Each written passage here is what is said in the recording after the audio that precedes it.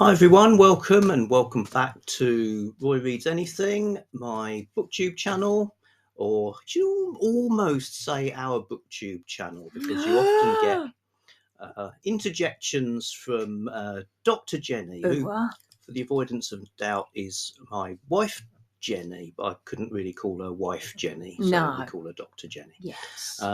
So this being Tuesday, it's Tag Tuesday. Last week we did the A to Z tag, and I should mention I was actually tagged for that by Grix. So Grix, great channel, relatively new booktuber, really enthusiastic and discusses some great stuff. So cheers, Grix. But this week we're going to do another tag I was tagged in, but quite a long time ago, by Heather Reads. Heather Reads, one of our faves of the channel watching. And this is called, let me get this right, Outside the Cover Story. Okay, so hashtag Outside the Cover Story. So this is a tag, it's not a bunch of prompts, it's like one thing. So the idea is to tell a story not about what's in a book, but something relating to a book that's happened to ourselves. Okay, so say you had to crawl over broken glass to get a signed copy of something, and then it turned out to be the wrong author. that would work. Neither of our stories are going to be that, so we're both going to do it. Starting with Jenny. Hello. Over to Jenny. What do you want me to say? Well, as your husband, I command you to say something interesting about feminist science fiction. I obey, master. When I was just after I left university, I think it might have been 1981, I went to a conference, CND, Campaign for Nuclear Disarmament Activist Conference in London. And one of the women I struck up conversations over the weekend with was talking about this book called Woman on the Edge of Time, as an example of a kind of utopia that embodied a lot of the values, but particularly of women in the peace movement in the early 80s. And she said, you got to read it, you got to read it, you got to read it, it's great. And a couple of weeks after that, I got my current copy of Spare Rib, which was a feminist magazine, which people may or may not remember. And there was a review of Woman on the Edge of Time in Spare Rib. And I thought, yeah, sounds great. What's not to like? It's science fiction. It's feminist. I like science fiction. I am a feminist. Put the two together. It's a marriage made in heaven. Anyway, so I went and bought Woman on the Edge of Time. You'll actually see there I've got 2 copies of it. Neither of those is my original copy. I can't remember what happened to the original. But anyway, I read it and it was, oh my God, I couldn't believe how much it spoke to me. How moved I was by it, how much I wanted the utopian society that Marge Piercy described, how much I wanted that to be true and to live in a society like that. So the plot of the book is it's set in the present day, which was 1970, so it's published in mid-1970s, I think, the book. And the main character, Connie, is a Chicana, working class, blue-collar woman who's had a very hard life. And she encounters a person from a future called Lucente, and Lucente takes Connie to see what sort of future is possible. And that's the utopian bit of it. So they go to this town called Mataproset community, called Mattapoisett, and that's where I wanted to live. I loved it. I thought it was fantastic, and there was an awful lot in it about the nature of gender and gender binaries and the fixedness of gender, and how you might question that and how you might act as a community if those binaries didn't exist in the same way. And it just like latched onto me there. And after I'd read the book, read lots of other books by Marge Piercy and loved them all, but none of them had the kind of life-altering power of Woman on the Edge of Time. And over the years, I kind of thought about, I've read the book maybe 10 times, always ending up in a welter of snot and tears. And I got further on in my life, and round about the start of this century, when we'd moved up to Ormskirk and I'd left behind my job as a university systems librarian, I took an interest in feminist theology, what feminist theology was saying about the nature of God and the nature of gender. And I did a master's and then decided that I wanted to do a PhD. And I wanted the PhD to be about questioning the nature of binary gender. Gender as these two boxes. You either fit in one or you fit in the other.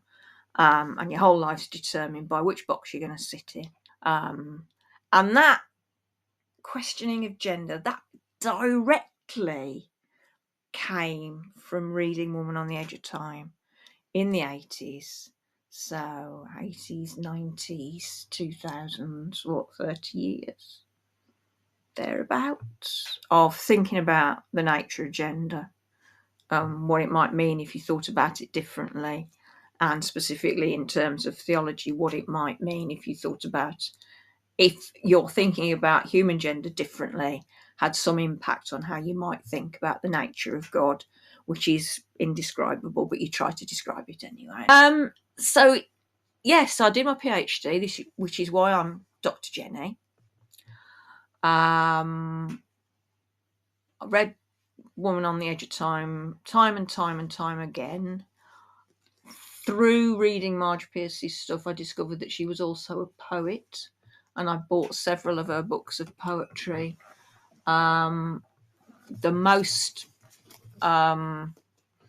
influential of those has been the Art of Blessing the Day, which I actually read the title poem of that on the Poetry Thursday thing a few weeks ago.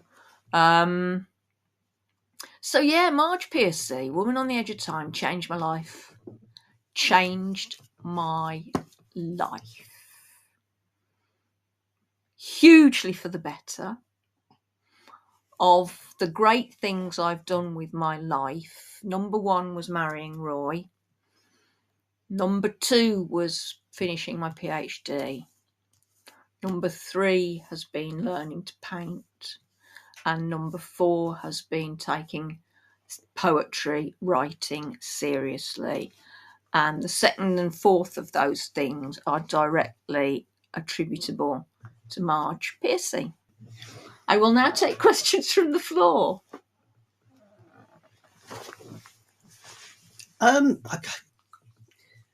What can you say? Yeah, sorry, wasn't wasn't expecting to have a question section.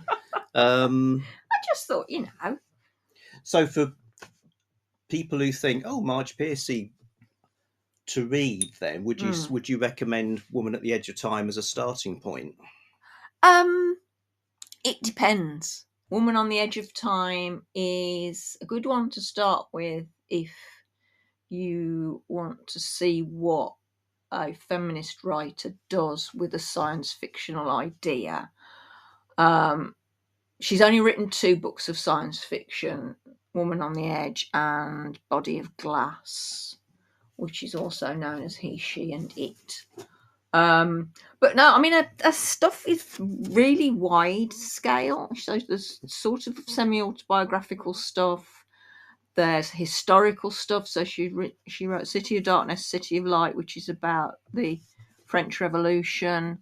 There's a novel about Victoria Woodhull, who was a prominent Miss Psychic medium and campaigner for women's suffrage and stood as a presidential candidate for the Republican Party back when the Republican Party were massive supporters of women's suffrage. So she's written historical, she's written contemporary social fiction.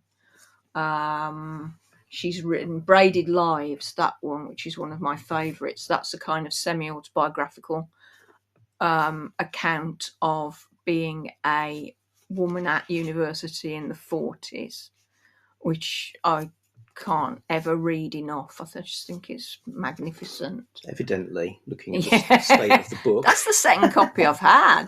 Okay. So, yeah, the tag, coming back to outside the cover story, tag just thought of a little tale from the 30th of November 1980. That was about 43 years ago. So that was the autumn after I'd left school. So I'd started at art school then. And my mate Bernie, he was, I think, working at Gatwick Airport. He could drive and had a car. So we decided, our friend S, he'd gone to study at, and I can't remember what it was called now. It was a college of higher education that's now a university, somewhere up in the home counties. So if you imagine, we're in the south of England, there's London, and then on the other side of London, there's where S was. And we decided to drive up and make a surprise visit to S, which we did, which was great. And I can remember finding him in the student union bar or something that had a Marvel Comics mural painted on the wall. Some strange random memory.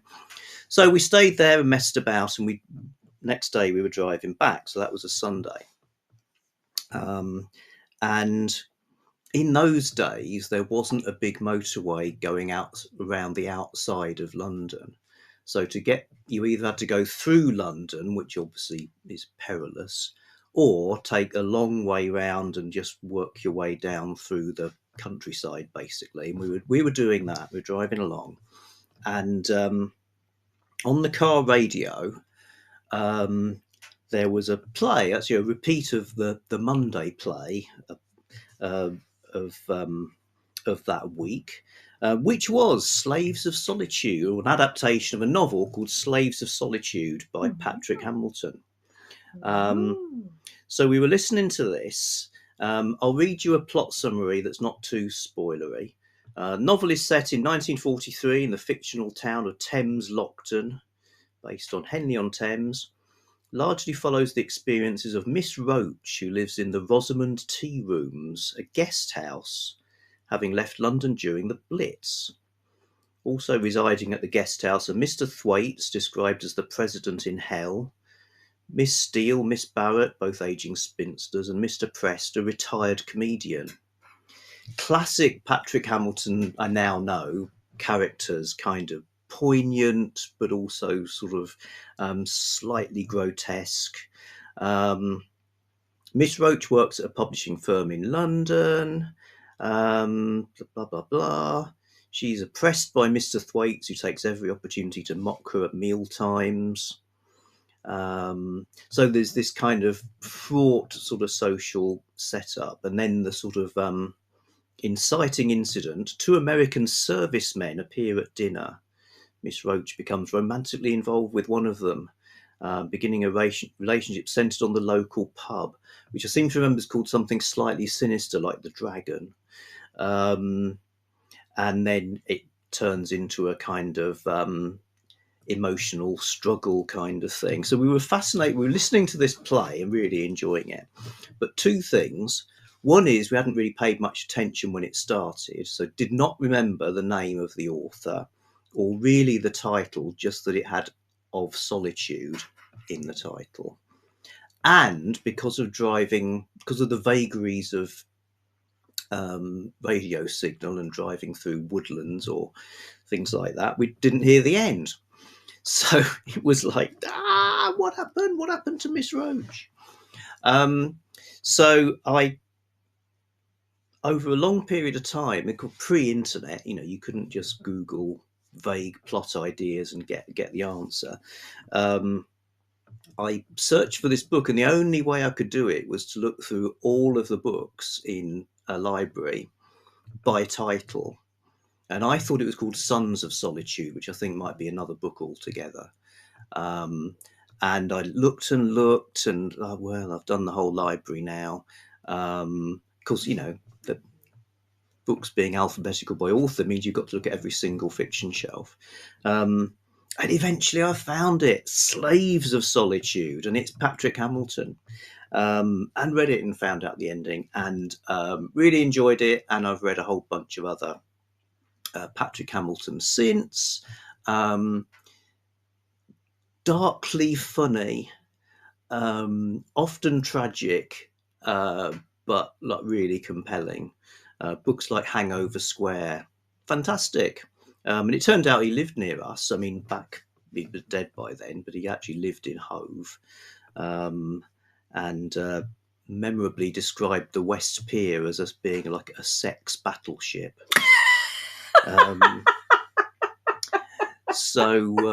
Also, the street in Hove he lived in has a hotel now in it. Is it called the Sex Battleship? No, unfortunately, no. But they've called there's a bar they've called Hamilton's Bar, which, given that he died of alcoholism, is a bit like, what do they do? Give you like, yes, here, have 2 bottles of whiskey and cirrhosis of the liver. So yes, Slaves of Solitude, driving through tree-lined Surrey and Sussex with my mate Bernie, loving the story and having to track it down later. That's my outside the cover story. I think this is a great tag, so I'm going to break the habits of a lifetime and actually tag people. I'm going to tag Mystery and Mayhem. I'm going to tag the Bookstalgic. Yay! I'm going to tag Criminally. Hooray! And MJ. Yay! And the aforementioned Duncan at Back Away from the Donkey. Hurrah! And I'll link to there. All great channels. Check them out. Can I just ask a question from the floor? Yes. About the Patrick Hamilton and looking at all the books. Did you ever ask a librarian? Do you ever say, because that wouldn't be an impossible question. There's this book. One of the lead characters is Miss Roach. I know the title ends with the words Of Solitude. I know it's an English book, and I know its location is somewhere in the home counties. I can't remember. I may or may not have done. Probably not. And I wasn't not enjoying the search. No. I'm just thinking. But yes, I could have taken advantage of the professional skills of library staff. It reminded me of a time when I was working on the inquiry desk at the university library, and a student came in and said, and it was near the start of the autumn term, and they said, I'm looking for this book. I know it's got a red cover, and it used to be on the end of that shelf there, but you've moved all the stock round in the summer, over the summer holidays, and it's not there now. And I got up and I fetched them a book and I said, is this it? And they went, yeah. And it was like, library magic. I'm a magician. Excellent. It's great. Okay, folks, back soon with something else.